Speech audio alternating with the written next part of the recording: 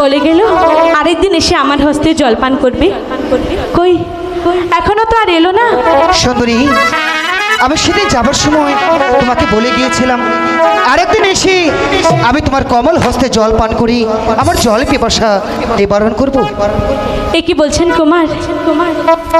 জল খাবেন? ঠিক আছে ঠিক আছে, আপনি দাঁড়ান, আমি জল নিয়ে আসছি। এই শোনো, তোমার পরিচয় না পেলে আমি কিছুতেই তোমার হস্তের জল পান করবো না। ভিনদেশি পান দেশি ছোকরা